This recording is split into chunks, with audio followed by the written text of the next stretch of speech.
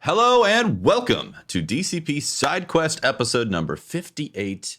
The 1st of August. I mean, it's not the 1st of August, but the first episode of August. The first episode of August. Yeah. I like it. I like it. That makes it significant. That means there will never be an episode like this again. Well, You're this right. year. You're right. Again, because SideQuest is coming to an end. Thanks for the journey. Whoa. It's the final episode. We didn't want to make it Final to episode 69. Of the first week of August. Yep. Actually, what it would, the bright episode to end on would be episode number 69. Be like, Yes, that is correct. Yeah. you don't want to ruin a good thing, right? Or you would break the trend and end it on 68 just because you can. Just leave everybody unsatisfied. How dare! I just got anxious just from that thought. Right? That's how I feel when he talked about Jar Jar. Hey. Oh, actually, you know what? Is there some Jar Jar news? Jar Jar news, yeah. Let's go over to Eric's for the weekly Jar Jar watch.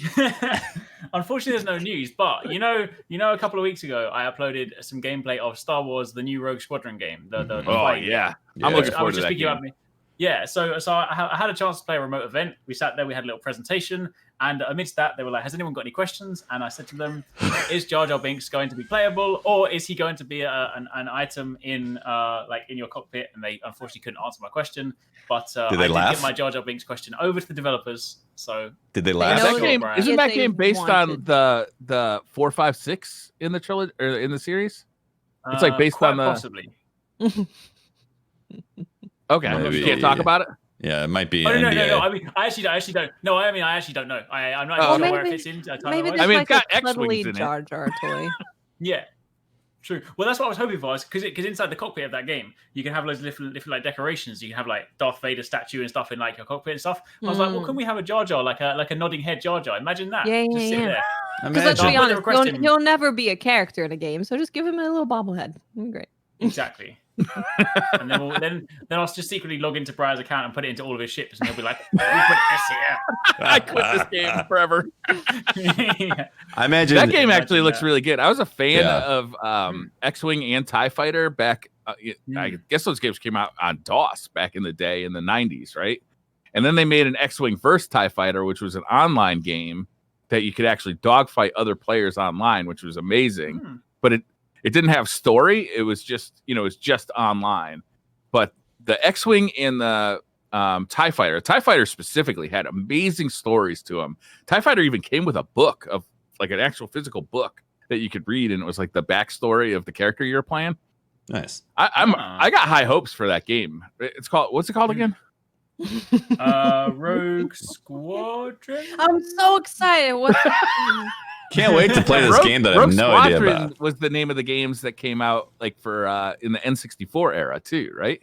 Wait, They no, were it's developed called, by Star Wars spacecraft. just Star Wars Squadrons. That's it. Just Star Wars Squadrons. Squadrons. Okay. Now it's That's close. it. Yeah. Is there going to be like a story mode to that, or is it just going to be like an online thing? Yes, there is a story mode. They're definitely taking like a slightly more kind of hardcore focus with that one, because they launch it with like there's a story mode and there's just like two main modes. One of them is like a deathmatch mode. The other one's like an objective driven sort of mode. And it's definitely like they spoke about different like angles for it, and they definitely said that the focus here is much more like the core, because like people kind of raise the question of like, oh, would you add like all these different modes and all these other things like that? It might appeal to more people like that, but I think they're definitely very much like, if you're a fan of like previous games or things like this is a game for you. Like there's so many systems when it comes to like flying. It's just, as someone that's not very good at flying games, it was quite an interesting experience. But even just down to things where like when you're in the cockpit and you can do like the power shift, you can be like, oh, I need to put like switch my boosters into my shield to protect myself, or switch my boosters into my like lasers and stuff. Like, there's some really cool systems in it, definitely, but it was quite daunting to get into initially. But it's also daunting, but also really easy to pick up. So it's definitely friendly, but Cool. But yeah, unfortunately I didn't get to play the campaign. I only got to play the multiplayer stuff, so I don't know what the campaign is like. But we should have to wait and see. You play as Jar Jar. I hope it's like a full campaign. I hope it's not like what they do with like Battlefront, where it's like they just kind of like they put a little campaign, they sprinkle a little campaign on top of the multiplayer experience. You know what I mean? Yeah, Actually, it's supposed to have a fully fledged story. Yeah, the recent Battlefront had a pretty fleshed out story. Did it have a full campaign? Yeah, I mean they did a thing about that with it. They had the actress come up like promoting it and all that. It was cool, actually. It was well I done. might have to take a look at that. Yeah, I mean, it wasn't super long, but it was definitely like a campaign that you went through. Mhm. Yeah. Quick note before we go to news. If you're listening to the show and have the option of listening to it in half speed, you can hear all of us Go sound right ahead. wasted. And apparently Eric sounds normal. Yeah. Apparently, I speak just too fast normally. So apparently, if you watch me on half speed, it's like you can understand me. I don't get that. I see that comment. Like Eric speaks too fast. I can't understand. I'm like, I don't hear that at all. Like, Yeah. you just speak normal speed to me. Yeah. Yeah, I remember I got that right at the beginning when I started YouTube, and like people always be like, "Oh, this guy speaks too fast." And I mean, obviously, I slowed down my voice ever so slightly since, but I was just like, "This is just normal to me." But Maybe you just don't hear fast enough. You ever think of that? this is true. This is true. Yeah, exactly. You slow. You listening too slow, man. You need to increase the speed of your hearing. You need to overclock your ears, man. Exactly. The short clip that was sent to us was amazing. Due Yeah, to that was the pretty good. Probably That was an amazing clip. It was like Southern drunk Briar all of a sudden. Don't know where it came from, but it was great. It did sound like I was drunk. Like very drunk. Yeah, wasted. Good stuff. So there's been a few news bits over this past week. We are going to get into Ghost of Tsushima spoiler talk this episode, but we're not going to get into it until towards the end. So you're safe for now. But if you are worried about you haven't finished the game yet, that spoiler talk is going to happen later in the episode. So. And we're not just going to dump a major spoiler straight away. We're not going to be like, yeah, so, Marvel Avengers. Boom! Spoiler! We'll give you a fair warning. Let's talk. Let's see. There was Halo. There was also Marvel Avengers. Let's talk Halo real quick. So they officially announced that the multiplayer is going to be free to play, which is big. That's definitely big. That's huge. Yeah. They also announced that they are targeting 120 FPS on the Xbox 4. Yeah. Oh, I'm so happy you said that. I'm happy. That sentence made me happy on so many levels. First of all, you said 120 FPS. Yes, on which a console. Is insane. For like, multiplayer. Of course, you'll have to have a monitor or TV that supports it. There's not a ton of TVs that support that right now, but it's definitely a thing that's going to increase in the future. I know Sony just actually announced 2 TVs that are like PlayStation branded that will support 120 FPS, which is kind of cool. But you also said Xbox 4, which brought great happiness. Yeah, because it is. It's the Xbox 4, right? Yeah. You have to equip your Xbox Phil Spencer decoder ring, and then you look through it, and you're like, oh, it's Xbox 4. That's what it is. Yeah. I mean, X has 4 prongs on it, right? So Bingo. That's right. True. Yeah, it does that through HDMI too. The newest HDMI spec that the PlayStation 4, PlayStation 5, and the Xbox 4 both support, like the newer HDMI spec that does support 120 FPS 4K, which is huge. Yeah, that is. You'll have to have a good HDMI cable to do it. There's newer specs on HDMI cables. There's an 8K spec that's 48 gigabits per second. But I think for 4K 120 FPS, you could do 18 gigabytes per second. I'd have to look that up, but look into your HDMI cables. Yeah, they're rated in like that's the spec of like 2.1, 2.2. That's incorrect. That's what the ports and the devices are rated at, but the cables are distinctly different. They rate the cables by the transfer speed that they support. Oh, so I see what you're saying. Yeah. You might get something that says, HDMI 2.0 compatible, but the cable itself needs to be rated for a transfer speed that is supported for what you're doing. It's a lot like LAN cables. Like you can get the wrong LAN cable that doesn't give you 10 gigabit or like 1 gigabit, 10 gigabit. Like, so that type of thing as well. You have to have the right copper braiding and whatever the crap for those cables. Yeah. It's mostly about the quality of the cable itself. It used to be, it's commonly been the case that, with HDMI, you buy the cheapest cable you could find because, if it gets the signal through, it's going to work fine. But increasingly with the higher bit rates that newer technologies require, like HDMI 2.0 and like 4K 120 FPS, like it's going to actually matter what HDMI cable you get. Theoretically, the one that comes with the console is going to be fine because they'll spec it out for that. But I mean, it hasn't been that long. The PlayStation 3 shipped with composite cables, so we'll see. Yeah. Exciting times. It's pretty crazy to just hear console and 120 FPS. Yeah. It's just that 4K 120 FPS. crazy. Did they actually say 4K? No, I mean, there's no way these consoles are going to be able to natively output 4K at 120 FPS. They're just not that powerful. But what they can do is they can render the game at a lower resolution and then scale it up to 4K. So not 4K, which still looks good. Yeah, yeah. It's like how everything on the Xbox 360 is at 1080p, but it actually like rendered everything at like 800p or 600p or something like that. It's huge for the multiplayer side. Also because of free to play, because you could definitely worry about what's going to happen to the population once the hype goes away, and that's normal for all these games at this point. And Halo used to be like the banner flagship of multiplayer experiences, and then that's gone away for the most part. You know, I mean, there's a core base that's excited and has been playing, but the populations have not been what they were in the past. And I think free to play will definitely help it, especially with the battle royale thing going on. Most of those that are good are free to play, so they have to compete with that market. It also explains some of the graphical fidelity that we saw in the trailer at the Xbox event. Like if they are targeting high frame rates, then the graphical fidelity is going to be lower. But if it looks smooth at 120 FPS, I'll take lower graphical fidelity for a smooth gameplay experience. Like, that's absolutely, definitely sick. Yeah, I got to start shopping for a new TV though. Wouldn't you just play in your office with your high frame rate monitor? I mean, my high frame rate monitor doesn't support 4K though. Yeah, but you don't know if they're going to do 4K 120. Look, I don't want to have like 4 different monitors. Like depending on what game I'm going to play, I'm going to plug the PlayStation into. So you're just going to have 4 different consoles, obviously. Much better. So, I mean, I'd like to have a 4K monitor in my office that does high frame rates. Right now, those are like starting price, I think $900, and they easily get you up to $2,000 for the 144. Bargain. Yeah, for 120, I believe.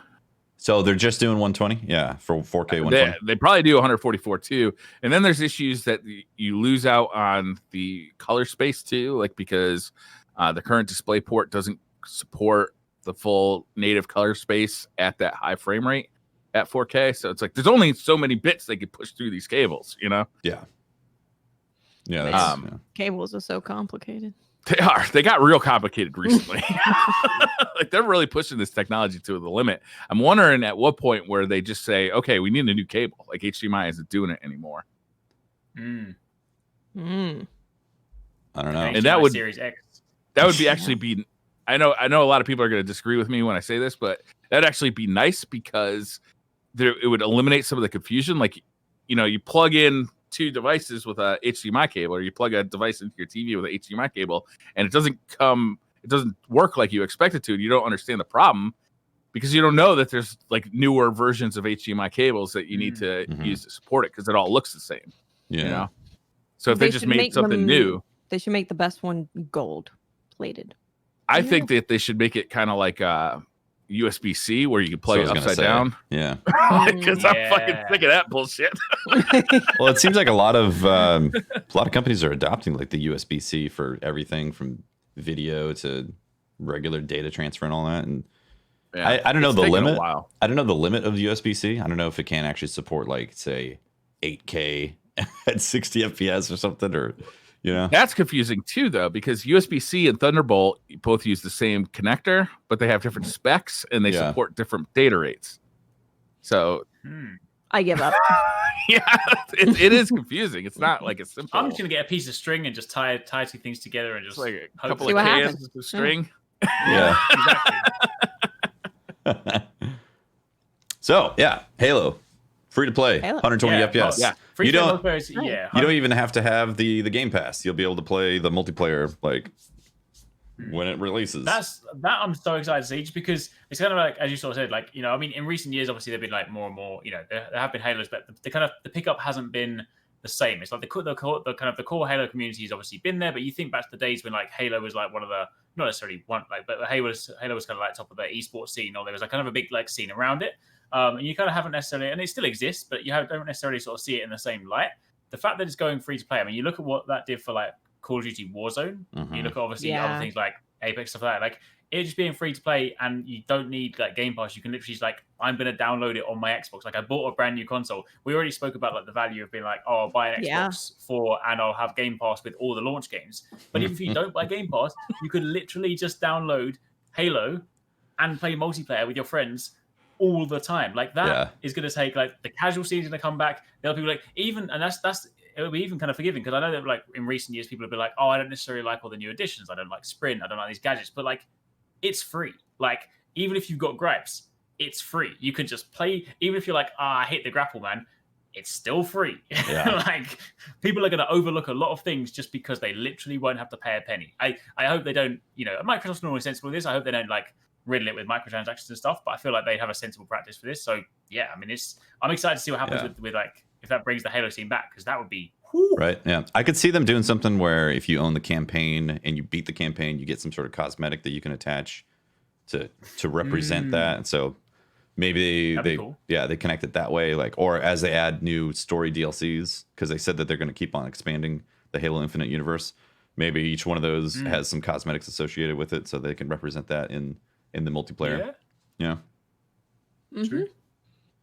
The thing is, if they really had to kind of, obviously, there's always, you normally, like, understandably, if you go free to play, you always need to kind of support that model. And like, on one side, Microsoft has got Game Pass, but like, even if they did it in a sensible way where they just like sold cosmetics, like I feel like if a company has to, I understand, I know some people are just like generally flat against microtransactions, but understanding the business model, you realize like you need to keep the lights on, right? And like, if they're just going to sell, you think about how crazy people go for like recon armor and like other things like that. Like, obviously, you want to have a lot of it earnable in game. Like, I'm not saying put all of it behind a paywall. But like, if they do get to the point where they can sell like some sets of like armor and stuff, like if that's going to keep the thing ticking over, it's minor, right? Like they'll probably go down the whole route where like a lot of these games do, where they'll have like weapon skins and maybe even like weapon trinkets that hang off your gun and just ways to like personalize your, maybe, who knows? Yeah. But I'm excited to see. It's going to be interesting, and it'll be interesting to sort of see if that sets the precedent for like I know other games have done it in the past, but like moving forward, with a lot more games might just be thinking, well, if we drop multiplayer on Xbox and they don't need Game Pass, they're instantly going to be involved. Yeah, I don't know. Yeah. Yep. Good stuff. So, Marvel. Avengers. Oh, some spicy news today. I saw that movie. It was all right. Is that the one where the guy was always snapping? The snappities. Snap. Yeah, see, because obviously, like last week there was the War Table stream. So obviously they announced that the beta is coming up, which obviously is a really exciting thing to get a chance to jump into. But they did drop the bombshell today, the kind of big anti-consumer move that Spider-Man, who, let's be honest, it's not like they chose like a rubbish hero like, I don't know, Jubilee or like Jubilee or like Hawkeye. Like they chose Spider-Man. Throwing some hate at the X-Men there. Spider-Man is like, he's not wrong. I think, most people's favorite superhero, especially after the recent Spider-Man movies, the Spider-Man game. Like they've all been very good. So. And he is exclusive to PlayStation. Oof. Yep. Like, this is the thing. Like, I'm super looking forward to this game because, like, I know a lot of people like are not necessarily kind of from what they've seen so far, which understandably is not too much. Like, I know a lot of people are still very much on the fence, and hopefully the beta might lighten that up. But I'm still looking forward to it. But that is, like, I can play on any platform, sure, but like we just know, like we know from like the Destiny days, like anytime you do those console exclusives, it's just like a big old anti-consumer move. Nobody likes it, right? And it's just like, why? I mean, okay, the answer to why is because obviously Marvel and Sony have a deal for Spider-Man, so obviously there's a reason for that, and they're gonna push that. But come on, man, like a lot of people are just gonna get angry about it. Like people that were potentially on the fence, and now even if it's on their platform, they're still gonna be annoyed about it. So yeah, who knows? This is, for me, there's no reason for me not to play the game on PlayStation then at that point, right? Yeah. Well, I mean, Spider-Man. I just don't know if I'm going to play the game at all. Yeah, that's my That's my thing. Try the beta. I'll hop in the beta. Yeah. Yeah. What's your predictions on this? How the game's going to turn out? It's hard to say because it's one of those ones where it's one of the really interesting things like about quite a few games that are like emerging in this space now is that a lot of games that fall within this kind of loot space. Godfall is a very similar thing where because of the precedent of games you had up and like prior to this, games like Destiny and Division and like Anthem and things like that, people always assume when they see a new game like this announced, they're like, it's a loot game, it's a game as a service, I should be able to play this game forever.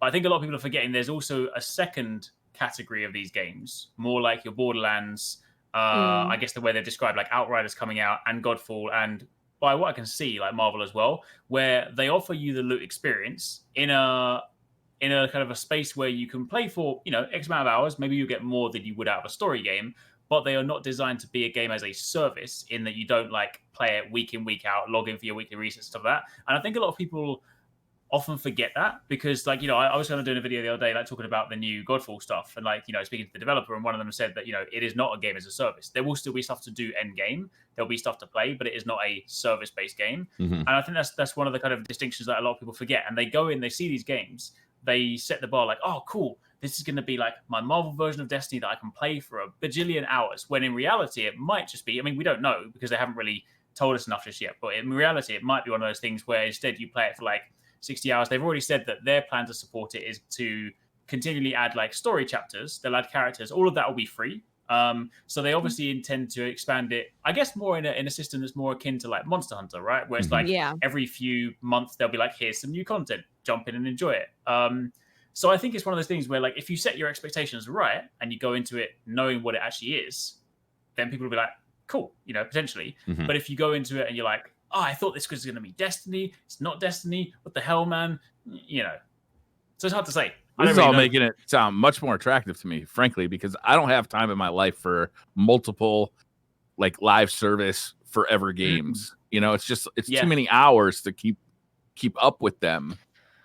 Yeah. We heard recently from some developers at Respawn who obviously make Apex, that is a game as a service. It's always updating, and they said that they are working so hard, so much crunch, because keeping up with games as a service is incredibly difficult. Nice. Yeah. No one should do it. Studios should stay away. It's a tough time.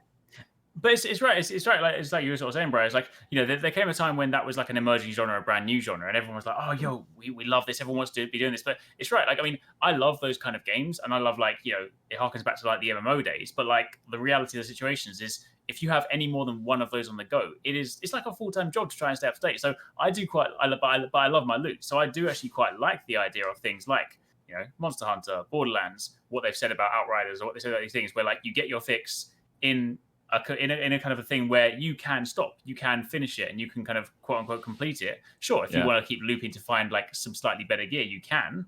But yeah, I think a lot of developers are probably sort of seeing that because it's more attainable, right? It doesn't mean you have to commit to your game for like the next 10 years. So also, it seems to be ultra high risk to develop one of these games. So we've seen that in the past, right? It's like some of them have gone really well, like Warframe and Destiny. Some of them have gone really poorly, like Anthem.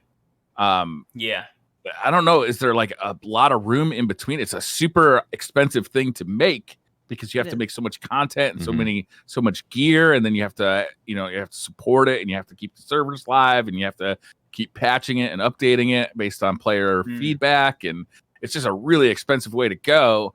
And is the juice going to be worth the squeeze on a lot of these, or is it going to become like a MMO situation where there's one of these that's really popular, and it's just really hard to compete because it's hard to pull players away from that one that they've invested all those hours into. True. I don't know. It's risky. Yeah. And even the ones that are quote unquote successful start out really rocky. Warframe was very rocky. People are like, I don't know about this. Yeah, and it took them very rocky. It took them, a good 2-3 years, maybe longer, to really like start pointing it in the right direction where people enjoyed it. Destiny obviously had the same type of thing where a lot of mixed reactions on the initial launch. And if it wasn't for that raid for Vault of Glass, then I think a lot of people would have dropped Destiny hard and not come back, So, yeah, it's super risky. I think it's Yeah, I think it's also it's one of those weird like kind of double-edged sword genres as well. Because like I see the value in it. I see why people love that genre. I love that genre, but it's also done a really weird, interesting kind of thing to like the gaming landscape because now you have the unrealistic expectation. Think before we had those games, right? Other than playing something like World of Warcraft, everyone assumes I buy my game, I get 40 to 60 hours out of it. Maybe you're playing an RPG, you get 100 hours, and you're like, that's basically it. Now people are like, only 100 hours? What the hell? It's like people expect them to be like, I saw debates before where we kind of sort of like chatting about like I think it came with like with the Outrider stuff, and they went on record to sort of say, the core campaign you can do in about 40 hours, and there's some stuff to do around that. And people are like, only 40 hours for $60. It's like, I mean, if you divide $60 into 40 hours, it's like, what? That's cheap. My math is not great, but it's pretty cheap, right? No, Video games are the cheapest form of entertainment, if you think about it. Per hour. Yeah, exactly right. That's the thing. But people now, because of these new games that can give you endless hours, are now genuinely in positions where they're like, only 60 hours? That's not a bargain. It's like, it's got to be kids that are saying that, right? Because the only time in my life that I can remember having like a conversation with myself about like, should I buy a game based on how long it is when I was a child and I just had endless hours to fill, like during summer vacations or something. Yeah. Or your budget was so small that you're like, I can only pick one of these, so I need to pick the game that will last the longest. That's a good point. Right? Yeah. Now I kind of get a little excited when I hear that a game, it's like, oh, it's 30 hours. I'm like, oh, so I can have this really awesome experience for 30 hours. I can stream this in a week and it'll be done. Okay.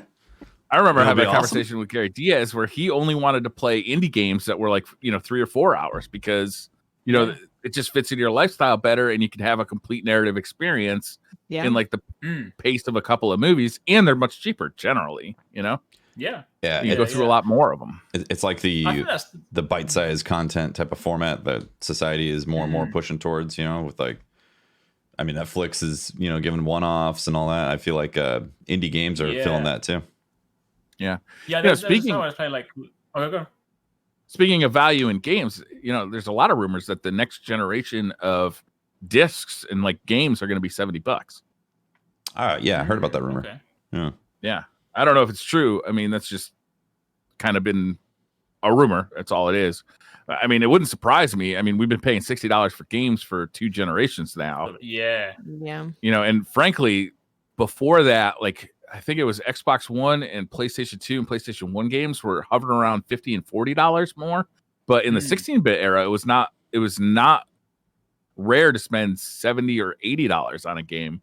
Just because, they literally had to pay for the hardware inside the cartridge. Mm-hmm. Yeah. So games are cheap. They really are for what you get out of them. And, you're interacting with it much more than you would a movie or a TV show. You are living that experience that you're playing. So, yeah. I can't complain. Yeah, the value per hour of entertainment is extremely high when it comes to games. Yeah, it's great. It's insane, especially when we're going to talk about Ghost of Tsushima. I'm not sure how many hours I put into that, but it had to be 30 plus, I think I was at like 60. I think I got 50. Yeah. I feel like I was around 40. I wish there was a way to tell on that. Yeah.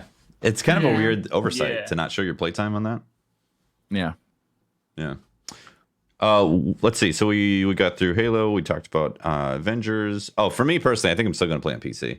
Like I'd love to play as Spidey, but it's not going to make me 30 FPS. No. I just need to play as Thor, so I'm all right. Like I'm fine. I just need to be the big old hammer dude, so it doesn't affect me. Definitely, you're thinking about getting the next generation of graphics card for your PC, right? Oh no, that's my plan. I'm not thinking about it. So, but you're still playing at 1080p. Are you going to upgrade your monitor when you do that? Mm-hmm. What are you going to go with? 1440. Yeah. I'm going to do 1440 at 140 or 120 hertz. And I'm hoping that the RTX 3080 is going to be, solid and be able to pump out those frame rates in this. 2080 can do that. Yeah. Well, I mean, and maintain 120. I feel like it still has hiccups here and there. Yeah, with certain games like Assassin's Creed. What was it called? Assassin's Creed Odyssey. Mm-hmm. Yep. But I think that was more based around the CPU than the GPU. Yeah, with that one.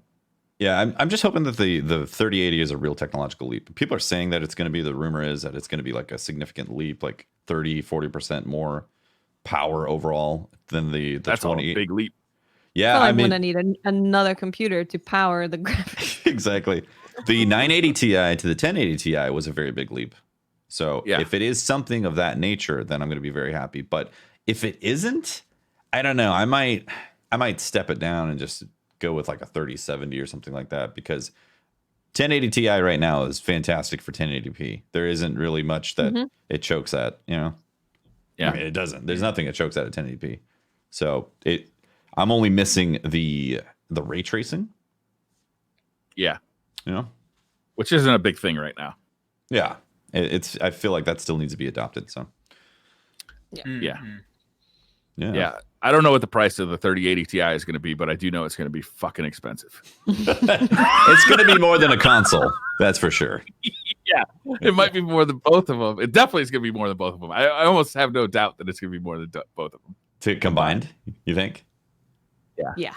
I think so, especially at launch. If you want to get one at launch, 1200 or something, maybe more. I mean, I think that it was 1200 for the like NVIDIA edition of the 2080 Ti at launch, and then to get into like the partner cards, which have like better cooling and all that, you know, it's getting to 1400.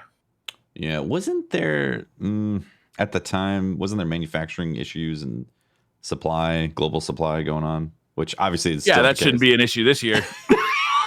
Still the case this year, but like, yeah. I'm wishing it's not going to be super expensive, but it's probably going to be crazy expensive. I think it's going to be crazy expensive because they're still in the same position. They have no competition, right? So they can just charge whatever they want. True.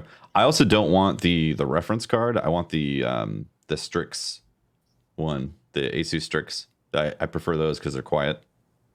Yeah. You know what's funny about the last generation was that NVIDIA actually binned the chips, and the reference ones had the best chips on them, even though they were at not as good cooling. Interesting. Yeah. I wonder if they'll do that again. Yeah. Hey, it seems like they might want to just force the partner card industry to go away. Oh, you think? Yeah, and just be a direct sales thing. That'd be a bit of a shame. Yeah, it would be. So, speaking of things that are not related to graphics card whatsoever, that analog pocket though. Oh my god! Oh my goodness! It sold out in what, 10 minutes? Sold out faster than I could get one. Oh, Briar didn't get the pre-order. Briar needed one. Briar requires one. Briar's a sad rabbit. He's Mr. Analog. He's the analog rabbit. No. I even because I knew it was been an important day. I even dropped it in. I know you don't have notifications on. I even dropped it in the SideQuest chat. I was like, it's going live in an hour. I was no. What happened, Briar? I just didn't get there in time. Like I had an alarm set. I was ready to go. I had an alarm set for the pre-announcement yesterday. I just didn't get there in time. Those pre-orders went out of stock almost immediately. Like it was very quick. Damn. I mean, I was literally like on the website the second it ticked over because I normally expect those websites like crash and stuff, but like the second it ticked over to like 8 a.m. your time or like 4 p.m. my time, it just said the button was like add to cart. So I was like boom, and then like checkout held for a little bit, but then I was like. Whew. So I did manage to get my one. I pre-ordered the black one with a stand, but they would. Dang. Yeah, I assume that at some point they may do an additional pre-order. They've done that in the past. But also the thing's not coming out till May, so I got a long time to not care. But when May comes around in 2021, if it's not immediately available, I'm going to be bummed for sure because that thing. I mean, the specs on that thing are amazing. Like the screen resolution for a small screen like that is really high. It's got a variable refresh rate, so it's going to look good with a multiple of different consoles. Like it's got cartridge adapters, so you can collect the old cartridges. Or, they're saying no ROM support right now, which is weird. But like most people just assume that that's like, they don't want to get in trouble. So the ROM support will come later through side loading software to it. There's always unofficial software for analog products that you can download that adds ROM support. So most people assume that. But what I'm really excited about that I'm hoping happens for it is that it gets like NES and Super Nintendo support because it's got 2 different FPGAs in it and they're opening it up to developers. But there is some there's some pushback on the developer side about it. Like the people who develop cores for the Mister, which is very similar, a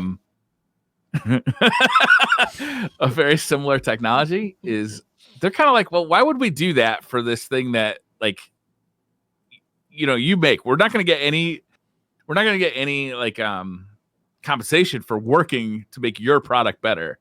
Like, so why would we do that? We're already working on the Mister. The Misters in the pockets will have an epic duel. Yeah. So it's interesting. I definitely want one. I was bummed I didn't get one though. I'm glad you got one, so we can at least check it out. I'll have to stick with my. They definitely said on Twitter though. They did say they were looking into kind of like a second like wave and whatnot. So hopefully that. I mean, especially considering it is so far out, I feel like it's one of those ones where they can use the initial pre-orders to gauge how much they need to manufacture, and then maybe work out like, oh, okay, we can sneak in like another wave. So fingers crossed. Yeah, that's I'll kind of definitely what I was pre-order thinking. it if I have the opportunity, because I just missed it. Like it just went so fast, and I just wasn't. Yeah, I was outside. I knew it. I was like, what actually happened? Like there it was, Molotov cocktail in hand, and then the pre-order went off. The alarm went off. Like, oh shit, I got to pre-order my analog. But what do I do with this Molotov? Oh dear. I was bummed though. I'm hoping that it's May too. It's like it's so far away. Yeah. Like Yeah, it's very far away. So I am still kind of focused on the PlayStation 5, and also they have 500 of my dollars still. Analog, actually, I ordered the Analog NT Noir, which is their NES kind of thing. Yeah, that was $500, and I ordered that this May. No, I ordered that in March, and that's not coming out till November. So they're just like chilling with my $500 anyway. So I was about to give them like another $400. Are we sure it's not all a scam? yeah, what if they suddenly go out of business? Yeah. We'll see. Oh, whoops! COVID hit us real hard. Sorry, guys. Bye. Yeah. Well, I think this is a record-setting year for me spending money on video game shit. That's for sure. I think it's that way for a lot of people, actually.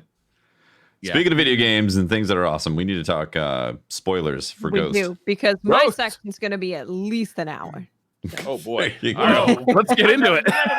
All right. So anybody wondering if you haven't full-on spoiler talk about Mm. Ghost of Tsushima, no holds barred. We're gonna be Yes. talking about story, plot points, the ending. So it's going. If you haven't finished it, play the now's your game, time or to you're still leave. playing it. Yeah, now's the time to end the show. You can come back after you play the game, but we're going full on spoilers here. Full on. Yep. I guess we could just go through the acts and how we felt about the acts. Wasn't it crazy when Metroid showed up at the end of that was the best part.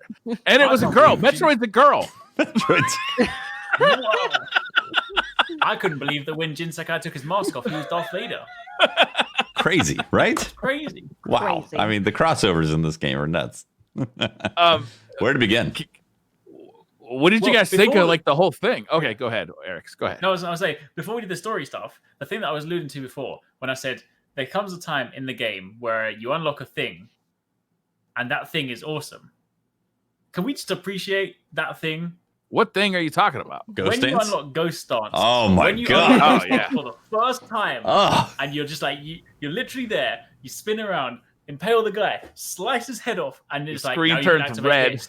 The screen goes red, and you're like, now you can kill 3 people like a badass. And it's The like, bummer of that is I unlocked that and I probably had like 1 or 2 hours worth of playtime left. So I only got to use it at the very end of the game. What? wait, what? No, you're Yeah. right, too. You get that at the end of Act 2, yeah. So how long is Act 3? Dude, Probably, there's a good no, unless you just did main quests, then you probably weren't too far from the end. If So, you just all right, if so you it go was- and lined it.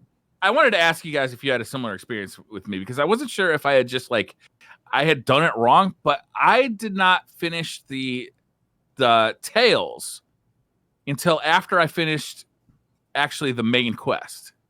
And I was doing the Tales the whole time. Like as they became available, I was doing them, and then at like certain points they would stop. Like you you couldn't progress a tale anymore until you got to Act 2. Yeah.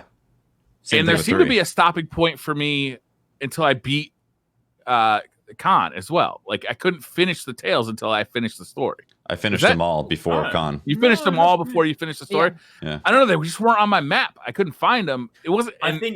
It wasn't until later that I found that you could go into the menu and select a person, and then it would show you where that was. Yeah, because I think for me, like early on, a lot of the tales were just dumped on your map. Towards the end, I think it's like if you had to kind of go a little bit into the fog of war to kind of uncover like an area, and then they would be like, oh, there's a tale here. Oh, so they might have been in a fog of war area, and I couldn't see them. I think so. Yeah. Oh, okay. That makes sense. That could have been it. Yeah. But back to the ghost stance, though. I mean, I completely agree.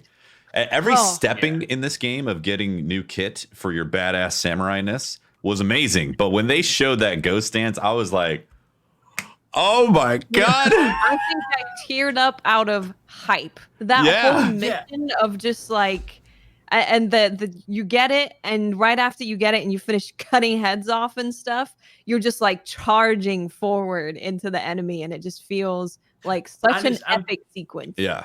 Yeah, and it's amplified by the fact that like, because that has a high like fear rating, you'll cut someone's head off, kill the 3 people, and then someone's on the floor crawling away like, not me. Yes. I was like, never have I felt like such a badass in game. Like I actually felt like people were physically scared of me. Yeah. And I'm just like, this is awesome. You can increase how often that happens too, like up to like I think the max was like 40% or something. So like if you killed one dude, there's a 40% chance that somebody else was just gonna run away. Like that's helpful against like big groups of bad guys. Can we talk about how damn fast they are? Jesus, I've never seen an NPC run so fast in my life. Arrows are faster. I was shooting motherfuckers in the back. I'll tell you that much. Me too. Yeah, you're not getting away. Tried to run away. I'm like, let me get the longbow out. I'm like, you are not. I was like, I'll do like no the longest shot. No tales will be told of this. Well, one thing I really appreciated as the game progressed was the lore or the folklore of your character becoming more and more pronounced and more supernatural. Like you had witnessed everything that you had done. And there's a few things that are borderline supernatural in the game, like that vision and all that. But for the most part, it's like it's rooted in semi-reality. And by the end of it, everybody's like, the ghost is 10 feet tall, demon eyes. It's unbelievable what's happening. Like you've become actual folklore in the game, which that ties into some of the other stories. Like when you go to get like a certain armor or something, you go and talk to like a musician who's singing the tale of like another famous samurai who wore this armor, and you can totally imagine that your tale will be told the same way. Yeah. Briar, did you not get the flame sword? I got the flame sword. Okay, yeah. Again, after I'd finished the story. Damn, yeah. Damn. Yeah. Like it was weird because all this stuff happened for me after I don't know if it was because I was using I got real sick of just riding between places on my horse. Right. Unfortunately, there's no like auto ride like there are in a bunch of these games where you can just like your horse will just follow a road and you can fuck off and like take a drink or do whatever you're gonna do. Like and watch this happen, you have to actually manually ride your horse. So anytime I could use a fast travel point, I was, and I suspect that's why like things got out of sequence for me a little bit. No, I fast traveled every single time, and I didn't get out of sequence. Yeah, so I got the flame sword quest was awesome. Yeah, like you got to climb this mountain, and it turns into like a survival game where it's really cold, and you have to climb this mountain and get between the 2 campfires really fast, otherwise you freeze to death. And there's like story stuff happening on the way up too. Yeah. It's a cool quest. Yeah, it was really cool. I didn't even think about it until chat was like, use your camera to scope out the next campfire. And I was like, oh yeah, that would have been smart. Yeah. When you climb the mountain, how many times did you get killed by the bear? I did not get killed by the bear. I jumped over the bear. I got surprised by the bear. I can't remember if I got killed by the bear or Eric not. was like, oh yeah, me too. No death. Well, see, I went up, right? And the bear like grabbed me and threw me off the mountain. So there was like, I'm going to go up a second time. I was like, he's not going to get me this time because I know he's there. And he grabbed me and threw me off the mountain. I was like, All right, That's hilarious. I was like, that is amazing. I'll throw that smoke bomb, throw kunai at this guy. I'm like, you're not getting me this time, man. Yeah. I don't know. I must have got lucky because I went like around the bear and then over the bear. So I was like looking at the bear. I'm like, it's weird that there's a bear hair. Like it doesn't even. You don't even interact with him at all. Oh no. I might have died. I can't remember actually. It was very surprising to get confronted by the bear though.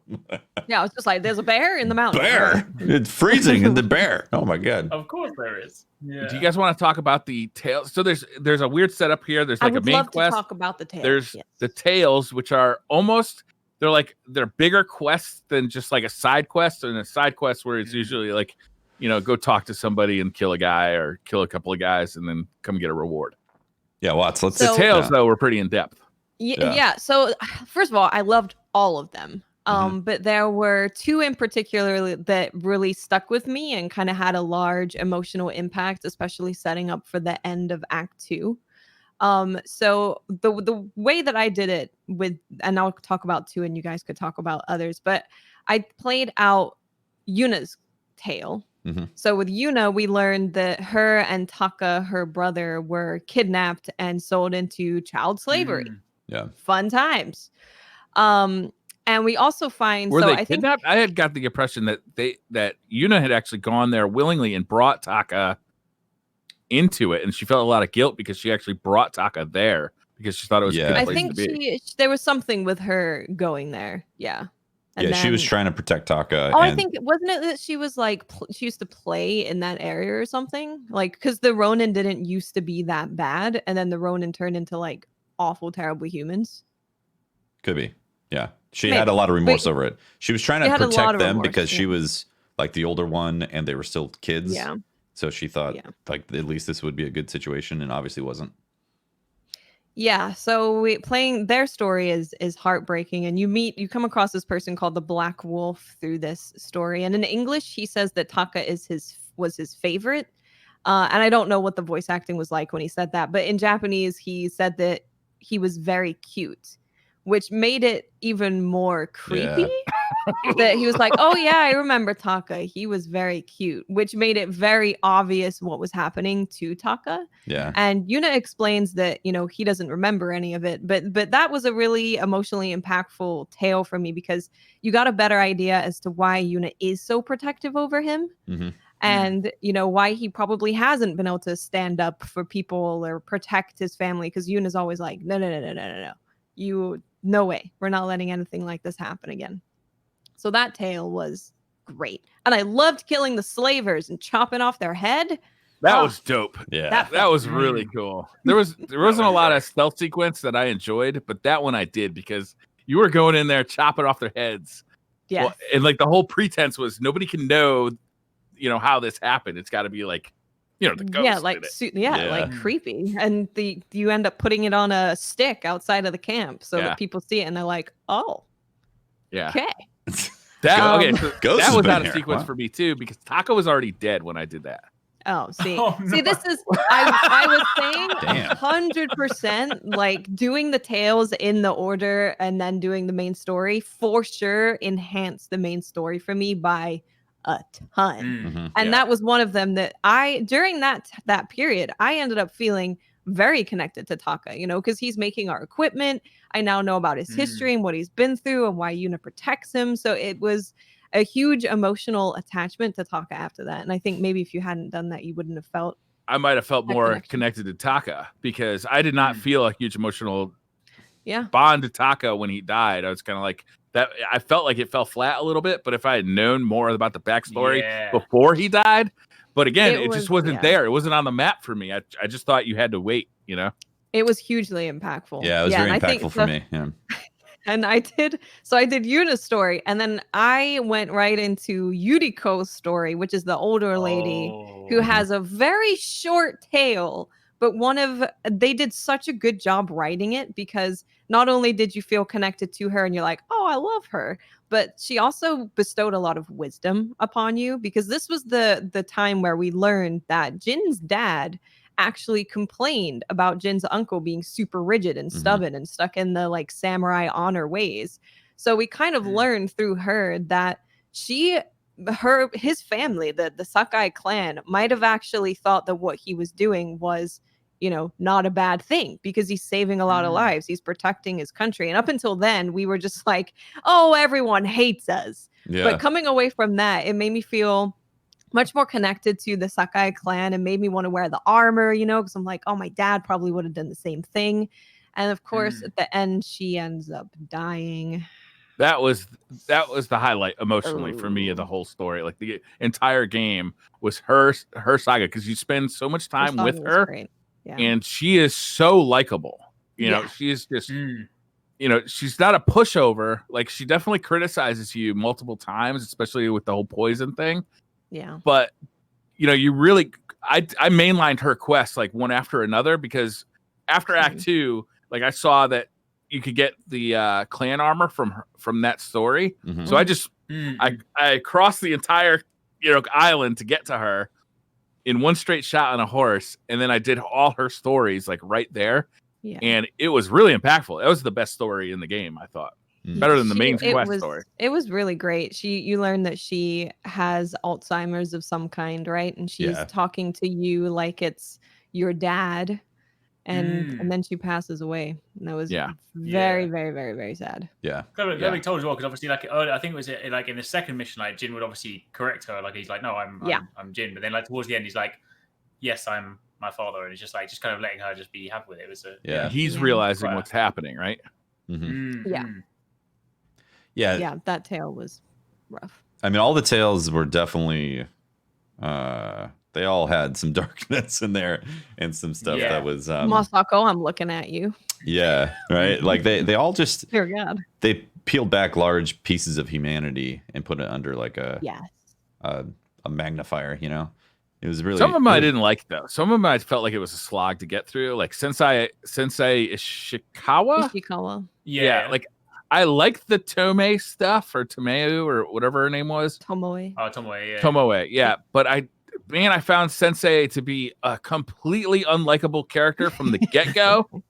And I didn't like, I see his icon on the map. I'm like, oh, another one of these. Like that was the point. You had mentioned last week at some point that you hope to see, you know, Tomoe again in maybe a sequel or a side story. I'm with you. Like, that character was really interesting, but you only got to see her for like 2 missions out of that whole thing.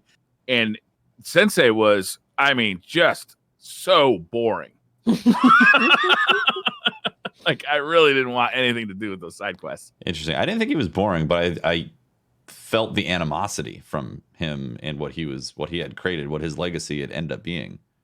Yeah. Especially with how he was teaching and all that. Like, I felt like it was just another one of those, like, peeling back parts of humanity and being like, this is what happens when you've lived in this type of animosity for a large portion of your life. And her quest as well, his tale, it was another great way that they showed the gray area of war, right? Yeah. It's where you ended up being like, oh, well, she's not that bad. Maybe we can forgive her. Maybe we can let her go. She's pretty bad, though. She killed She's pretty her bad. own people. Yeah, she's very, very bad. But I think they did a fantastic job with the writing of showing that gray area of us not just being like, I hate X person, and that's it. That's the only layer to it. And showing the struggles of war. And they also did a really good job of telling very interesting stories without just being overtly telling you about it. Like Masako, for example, her tale, we found that she was bisexual, because she had a husband, and then she had a woman as a lover as well. Yeah. And that was, man, every time I was with Masako and she went up to one of those people, I was like, oh no, here she goes again. They're dead. She gonna cut him. She's gonna cut a bitch. She's very understandably, she lost like her whole family. Yeah. Because of her sister. Dear God. Yeah. Yeah. The conclusion of this one was good. I felt like that whole side quest could have been like 2 side quests shorter. Like, there were a couple in the middle where I was like, let's move this along. Like, we all see what's coming here. Man, I really didn't feel that. I felt like the pacing was great. Yeah. Yeah. Yeah, I did as well. Yeah, I enjoyed the experiences that they were laying out, and like peeling back each one of these layers as to why this story was being that way. I also did them in order, though, Briar. So maybe that affected. I did them in order. I just did the main quest with the main out quest, of order. Yeah. Yeah, I don't know. Like, I have this feeling about the entire game. Really, is that like I really like this game, but I feel like I cannot wait for a sequel because I feel like there's so much potential. I feel like this game mirrors my feelings about the first Assassin's Creed. Oddly, is like I love that game because I saw all the potential in it, and it wasn't a perfect game, but it just showed what could be done. And I feel that way about this game too. Is like this game has so much like potential to it. I can't wait to see what they do with a sequel, which I hope they make. I know they made a ton of money on this. Like it sold really well. And I can't wait to see what they do like with a bigger budget and more time in development. And they don't have to like create an engine from scratch. Like I can't wait to see when they flesh it out, like when they can flesh out the world and they can have more characters around it. And like, you know, like I can't wait. Man, I felt like the world was fleshed out. Yeah, maybe it's because I've spent so many times in recent years playing games that are a lot like this, you know, like Assassin's Creed Origins and The Witcher 3, where like format wise, it's very set up the same, but you know, the worlds have more in between, you know, like when I'm riding a horse between like a place in The Witcher 3 and another place, like there's more stuff in between it, which makes the world feel more lived in. In this world, I don't want to complain about this game because I love it. I'm just saying, like,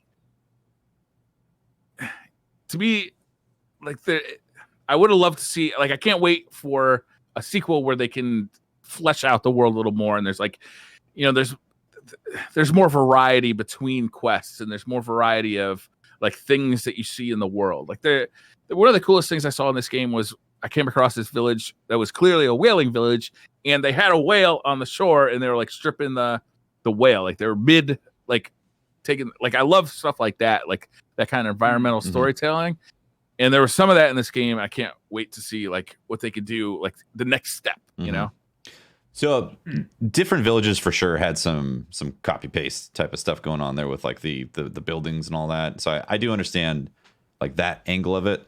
But man, I felt like there was so much to do in the game. Like when I finished it, I had a lot of other stuff on the map that I could have gone and done. Just another 10 hours at least of things that could be done with collecting things and just I guess the world for me was about how beautiful it was looking, not necessarily about how dense of like population things happening. It was more the experience of riding through the landscape that caught me. You know, I go for what? Yeah. I was gonna say, I wonder if I didn't feel much of that because I switched up the variety of what I was doing so much. Like I go do a regular side quest, and then I go do a tale, and then I do a main story mission, and then I go, you know, liberate some camps because there are a lot of camps to liberate, and then I'd be like, oh, I want to go find, you know, another hot spring or another bamboo strike. So I would really switch it up all the time. So even if I came into a mission where it was like, oh, I have to go follow the footprints again. It's like, well, I did that so long ago, and I've just done like 4 different things that were totally different since then. So maybe that kind of I think that definitely plays a big role because the thing is, like, I love this game. I mean, obviously, you know, I've said in my reviews, like one of my all-time favorite games like ever. So I definitely loved it, but I definitely saw what you meant to a degree, because there were times when, because I was very adamant about like I want to clear things as I was going, but I would be like, I'm going to do all the side bits. Now I'm going to do like side quests specifically. So there were quite a few times where it'd be like I might do 6 or 7 quests back to back where it's like follow some footprints, track this guy down, kill this guy in this village, which looks very similar to the last one I saw. It's funny because I mentioned this before, where like there are elements in this game that are present that were also present in something like Red Dead. And in Red Dead, I was critical of them because I wasn't, because the theme is not something that I mean, Cowboys is cool, but it's not really a theme that I'm particularly that hyped for. So for me, when I'm playing something like Red Dead, I don't have that thematic investment. I'm just like, it's just an open world game. Technically, it's brilliant, but I was like, this is kind of boring. Whereas in Tsushima, I love the world because obviously I love that theme. I love thinking about, you know, kind of Japanese theme and whatnot. So I think I was able to overlook some of those things that rightfully are still repetitive. The typical kind of tropes in like open world things, you know, all these games like open worlds, there's always going to be X number of mission flows that will be repeated in different settings because, you know, they can't create like a bajillion individually different quests because it's just not viable. So there were definitely elements where even though I love the game to pieces, like there were definitely elements where I was like, this is feeling a little bit repetitive at times. But I think to what's this point, normally what I would then do when I got that far is like, all right, I'm just going to get back on the main story quest, do that for a couple of missions. That would then renew my excitement, and I'm like, okay, cool, I'm back now. So I think it definitely does depend on the way in which you do things. So that very well could be. The side quests to me got old real fast. Like in Act 1, I was kind of done with side quests. And I'm not talking about the tales. The tales were different. The side quests, like I quickly found out, were extremely formulaic. It was literally like almost every one of them was, you find somebody along the side of the road or in a camp somewhere, and they tell you, go find this person. And then you go find that person, and they, you do something, you go kill some guys or follow some footprints. And there is room for, expanding on that, but it costs a shitload of money because you have to write like a story for each one of those. Yeah. And then you have to, my example is always The Witcher 3, where a side quest that you could just run across randomly, could be this expansive like story about, how, there's this family got attacked by a werewolf, but actually it was just this guy who was jealous of the husband who dressed up like a werewolf, and killed everybody, like stuff like that. But that's why, I'm not criticizing the game for what it doesn't have. I'm hopeful that the next time around, like they get like this huge ass budget and they can really sink into that stuff, because it was so much fun what they did do, and the combat was amazing. So it's just fun to be in that world. Combat was amazing. I think you're right. I think you're right about the budget though, because it's interesting, because it's like, it's almost like this was like an untested waters, right? And it's just like, you look at like two games that are very close to each other. You can clearly see like Last of Us was given like, hey, here's a blank check. Use whatever you want. And Ghost of Tsushima, you always feel like because there's a few things that are like, obviously kind of potentially stylistic, but also kind of budget oriented. Like when it comes to like cutscenes, like fade to blacks between things and things like certain things like that. And I feel like they probably had like a significantly smaller budget, because obviously it's an untested thing. Now it's been so popular, I feel like if Sony were like, oh yeah, give us a, obviously it might not be Ghost of Tsushima 2 because of the Tsushima, but whatever it is, like Ghost of Tsushima 2, and they were like, now you can have as much money as you want. Like, yeah, I'm 100% with you. Like, I would love to sort of see what they could do, because they have so many great systems in place.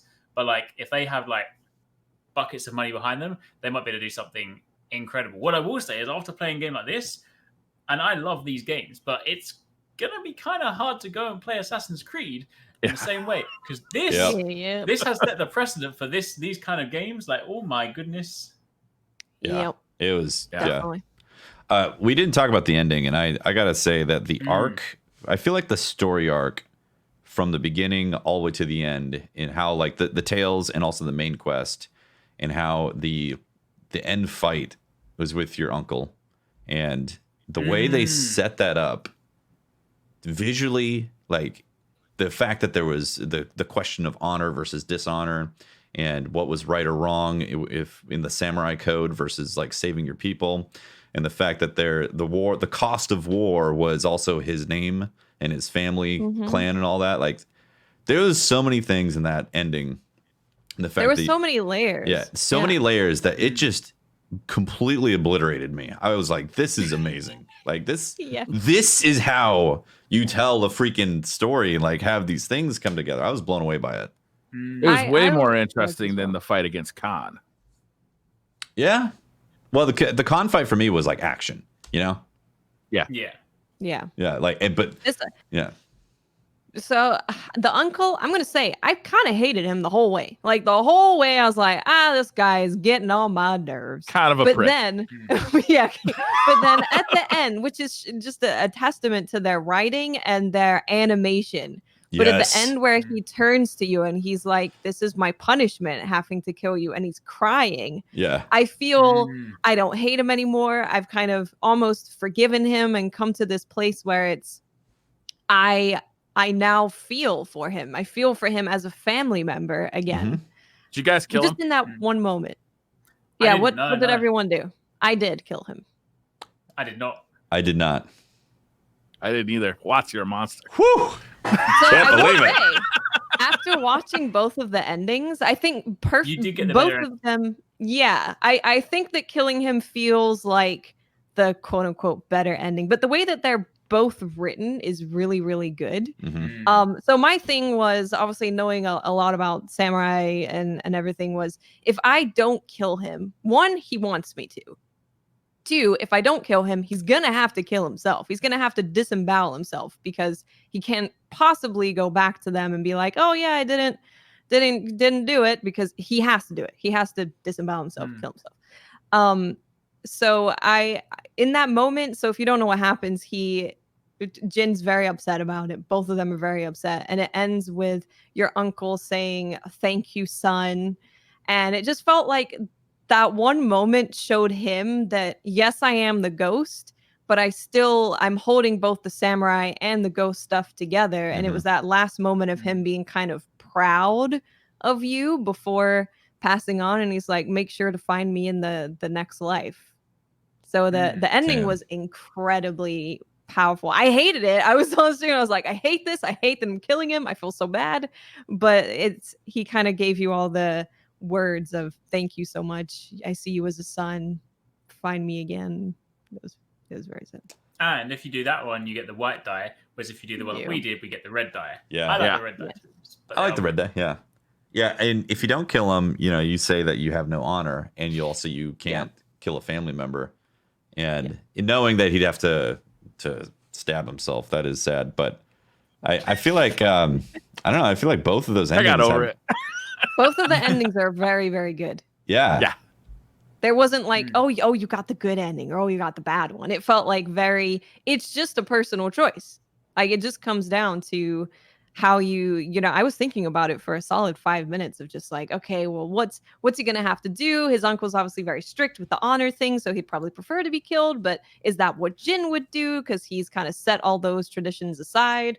So it was. I was set to kill him. I was like, he wants an honorable death, so I'm gonna do this. So I clicked it, and then it was like, are you sure? And I was like, you're like, wait, no, I'm not sure. You want me to confirm this? Nope. I'm setting him free, or I'm not killing him. I'm walking away. Dear. Like I do need to know something else as well. Hold on. But the actual Finish like the cinematography side of it, like the way Oh my god. that scene, Dude, that battle, the flowers in the Ronin armor, right? Yes. Because it's now you're a Ronin. Like just that attention to detail. your parents' graveyard, like where your parents were laid to rest, which you had been to with what's her name. You And like you saw that ring, and you're like, "Oh, I'm definitely gonna fight somebody in this ring at some point." Yep. Right? Like, 'cause it was there. Like, yeah, that was awesome. There are just so many layers that added up. Where I was like, "This is an amazing 5-course meal that was masterfully crafted for you to come to a completion." A lot of times, like the end of a game usually feels like, "Oh, they got to get this done," and let's make sure we just cross everything off so we get it done. This just felt so perfect, where it didn't feel like anything was unturned or it felt not like considered. It was earned. Like everything led up to that moment too. It wasn't out of nowhere. It was like everything. The con stuff caused this, but this is what the game is about. Yeah, it's not you killed con. The con fight is weird because it's split up between that boss fight style and then regular combat, which is was weird. That was weird. Yeah, it was a bit weird. Yeah. The con stuff felt a little anticlimactic, but thankfully the uncle fight really brought it home for me. Playing on lethal. The other thing that I thought was lethal like. I was just gonna say, playing on lethal, that con fight was difficult. Yeah. I had to be like, all right, we got to do this. Yeah. What was it? Was it the one-on-one part or the second part that's more like regular combat? Duels on lethal basically where if you don't parry or dodge, you're gonna die. You dead. Yeah, you're basically dead. Like it's almost a one shot for the most part. If it's a red thing, it's definitely a one shot. If it's not a red thing, it's usually followed up by something that will kill you on there. Yeah, it's pretty brutal. That sounds brutal. I'm glad I didn't do that.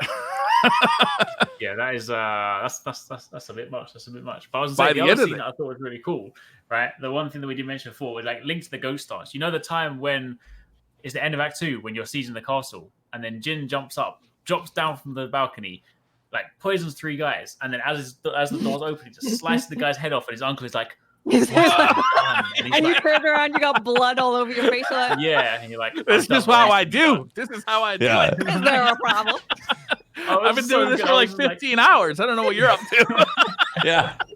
He's like, I just saved the castle for you. What are you talking about, man? If the castle's yours, dude, pull on up. Go get comfy. You should not have done this, but there was actually a part in that mission that was like also really emotional. So it's when Taka is killed for being incredibly brave and like doing what he wants to do, standing up for people. And then Yuna comes in. She obviously sees her brother is dead, and Jin is saying, "Run, we got to get out of here." And she's like, "No, there's no way that I'm running." And you see both of them take up their weapons to just go fight everyone. That was really powerfully done, where I was like, yeah. And at that moment, I wanted to murder everybody. Yeah. Every single person was being murdered in the worst way. Yeah. But they made that even worse because off the back of Taka dying, your horse is killed. Oh my God. I couldn't believe they killed. I cried. About the horse game. Hell yeah. The thing is, any other game, I'm like, oh, my horse is, like horses. It hasn't got a name. It's just a horse you ride, like Red Dead Redemption. Oh, my horse got run over by a train. Oh, I'll get another one, right? But this one, I named my horse. I've been with it the whole time. The fact that when you call your horse, you call it by name. Yeah. I call my Nomu. So the whole time he's like, Nomu, come here. And I was like, and then when he died, it's like I've just had to deal with Taka, and now my horse is dead, and now I've got to ride some scraggly little like random. Yeah, some scruffy ass horse barn. That's this leads into my other question of when you're able to pick another horse. Which horse did you pick and what did you name it? I don't remember. I picked the white one, but I don't remember the name. I picked the gray one. I called it Kaze. I picked the pre-order, the deluxe one. I don't. With the little deluxe icon next to it. I don't remember what I named it though. It's Supreme in red letters across the side. Yeah. I picked the thin brown horse. So, and I felt, honestly, so my happiness after I did that made me so incredibly happy. One of the happiest I've been in the game, because it was this horse who was just like the straggly horse. It doesn't seem even particularly good with being ridden and stuff, right? It's got like burn marks on his fur. He's really skinny. And there was this moment where I could pick that horse and give him a name and give him a saddle. And that felt really powerful, where it's like, hey, horse, thanks for being with me and getting me out of here. You now have a name. So I gave him the yellow saddle. I was wearing the yellow Ronin armor with the basket on my head. And I was very... The basket armor, or the basket is pretty good. The Tengai is like, yeah. That was the endgame armor, is the Tengai with your pants, the hot spring pants. Nice. The hot spring pants are great. The thing though about the horse side of it is that like they said this is your horse, you're gonna be with it for the whole game, and I was like, okay, so I don't have to worry about this horse dying. Then they kill it. I was like, you assholes, this is unbelievable. Let me tell you, my horse died many times before that. But the way they killed it, the way like you were like you were getting away from your people. You had been captured. You're like being held by your people, and they shot arrows into your horse, and your horse was going as far as the horse could until it gave out and died. And like the way you said goodbye and thank you and all that, like this was just really powerful.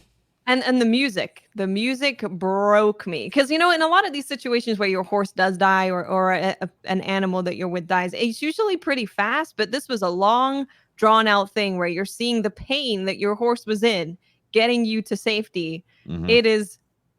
It was terrible, amazing. Yeah, Jesus. Exactly. I felt like the game just had so many story points like that where I was like, this is just hitting strings that you normally don't get in games. Yeah. It just didn't do that for me. I thought the story as a whole was pretty good, but it just didn't emotionally impact me like it did you guys. But, Last of Us was the same way. Like, I really dug Last of Us, and you guys didn't. And that's fine, Different things for different folks. Yeah, my joke was that of all of the awful things were happening, I was like, and this is still not as depressing as Last of Us 2. Oh, that's true. And yet, still not as bad as Last of Us 2. Do you guys have like a favorite moment of the game or mission of the game where you were like, I'm really enjoying this. This is great. I love this. There were so many. But there's so many. The Mythic Tales are great. I like the big raids, like where you just have these huge battles. Like there's this one town where like it's kind of like, I think it's mid Act 2 where you have to like defend the town from like a Mongol invasion, and you just go ballistic on like you kill so many Mongols in that portion of the game. It was a really cool. Is that when you get the section. the ghost stance? I'm not sure. It wasn't one of the big castles. It was just like a town that you're trying to recruit their archers for your army so you can invade the castle at the end of Act 2. I can't remember the name of that. I'm pretty sure that's when you get the ghost, because you go and you kill the general or the leader or whatever, like the leader, and it inspires Ghost Dance, and then you go back out and murder everybody in Ghost Dance, and that was good. That was my favorite too, actually, because of like being so surprised over the fact that you hadn't really seen much beheading, so it was like, I guess you just don't behead people. And then it happens, and it was like right in front of you. The head just, you're like, what is happening? And then it was like Ghost Dance, and then the screen turns red, and it's like actually frightening. I was like, this game is amazing. And the cool thing as well, like by that time in the game, like if you begin to do most of the activities, you would have had like a good chunk of your skills, a good chunk of your like mythic arts, a lot of things like that. And like the ghost arts were still grayed out on your tree, but like you think to yourself, like the things in the bottom were sort of, for the most part, more passive things. So you wouldn't have thought it was going to be anything like notable. But then when it's literally like, oh, you thought you had a lot of cool skills, now you have this, like that whole area. Yeah. And I think the cool thing about that one as well was because it was the Yadikara stronghold. Like I went there by accident earlier, and then if you go there accident earlier, there's too many people. Even the game will warn you. It's like, there are a lot of people here. You probably should like leave, and you try to go through it, and the archers like bam, bam, bam, bam. Well, I'm pretty sure there's invisible archers that are just there to murder you because it's a story thing. So you can't kill everyone there because then you ruin the story. Yeah, it's true. It's true. There's actually a funny Twitter clip. I don't know if you guys saw it, but there's this dude that jumps off a tower out of the stronghold, and he gets shot by arrows like bam, bam, bam, bam, bam, bam. He's like being juggled in the air, and it's like, yeah, you're dead. It's like, but then going back and be like, oh, now I'm a badass. Now I can defeat this. Like, that was cool. I think my favorite was the Straw Hat Ronin duel mission, where you went to all the different areas and you saw the Straw Hat and you dueled them. And normally they set it up in this super cinematic area, like a field of flowers or under the waterfall. And I was doing a thing where I was always matching my hat to the hat that they were wearing and then taking pictures during it. I love those. So, because I love duels. I love the duels in this game. I'd love to see more duels. And the Straw Hats are particularly strong in duels. Yeah, they were. Yeah. And they were just always in a beautiful area. Yeah, that was well version done. Of like a boss fight for this game is genius. Like those duels, I think are some of the most fun I've had, like in some kind of like boss fight scenario that I can remember. It's so inventive, but it works so well for this specific setting in this specific game. Like it's so good. And like the way you're kind of limited, you can't use all of like the ghost stuff that you use in normal combat. It's just a one-on-one sword versus sword kind of thing. You can still use different stances, but you can't use like your smoke bomb or anything like that. It's just so good. Because it's rooted in honor. The duel is like an honor type of thing. And anytime I ran across one of those rings, I definitely did it. It was so fun. Yeah, it's actually quite cool because when you did that in the actual like mission structure, like when you wanted to get that special Ronin armor and you had to go and fight all the guys and thing, like when you go to all the iconic locations, like you do one of them in like the red flowers, and like I think my favorite one was like you go down from the cloud top shrine and there's like this ring amidst all the oceans around you, and you're just like all those settings are so cool. Yeah, they were. I made sure I had to take pictures during all of those duels. I was like, yep, match the hat, take a picture. Beautiful. It was great. I loved it. And I also wanted to say that their choice of the ghost armor, of what it actually looks like, first of all, saying made from a good friend, Taka, hurt my feelings. Thank you, video game. Yeah. But their choice of making it ghost, but then the mask is modeled after the Sakai mask was such a beautiful touch, because if you've done the Yuriko quest line, you obviously have this kind of pride in being Clan Sakai, and then it's like, oh, so I can wear this mask that's a ghost mask and a part of my family. So it was their choice for that. There's just those little things that really make me so happy with this game. For some reason, that just reminded me about the haikus and having to write the last words. Haikus are the best. You had to write the last words of Clan Sakai or House Sakai. Yes. And before that fight, like that. That was such an incredible touch. Yeah. It was just amazing. I really like this game. I can't wait to see what Sucker Punch does next. I don't know if it'll be another like a sequel to this game or like another brand new property. I think they've definitely earned their credentials though with this game, right? Yeah. It's like this is a big boy game. This is a monster game, and it's selling like that too. So they're being rewarded for some really great stuff, and that's always good to see. So I can't wait to see what they do on like the PlayStation 5. Right. Someone had mentioned this. I can't remember who, but like basically saying like you don't need Rockstar Games or CD Red Project anymore to do a legit open world game that's amazing. And your criticisms are right, Briar, about how like the mission structures that you just stumble upon were formulaic, that are like the general ones. You're absolutely right in that. So a bigger budget could help flesh that out. But basically, like they just move themselves right up into that position of like, oh yeah, they could kill another open world game, and people would be like, yes. The physical copies sold out in Japan. You couldn't find a physical copy of this game. Wow, amazing! I'm lucky I got one. Crazy. I'm pretty impressed by this whole game. I'd love to go to they at the end they totally set themselves up for a DLC, because obviously there's still Mongolians in your country. You got to get rid of them. Plus now you're being hunted by the Shogun, so yeah. Oh yeah, that's a whole storyline. I don't know if it'll be a DLC or a next game, but definitely that is an interesting place for it to go next, right? Yeah. And like, is he going to stay samurai, or is this like going to be like, like the game's interpretation of the invention of ninjas, or like what's going to happen? Like there's so many places they can go with this character in this game. To recruit the people that are hunting him to make their own new clan and start like a whole new thing, because that's happened. Move the capital, change the leaders. There's a lot that they could do. Yeah. Go to mainland China, or not China, like mainland Japan, like to the Big Island. We could go to Kyoto and see how Tomoe is doing with that robbing people. Yeah.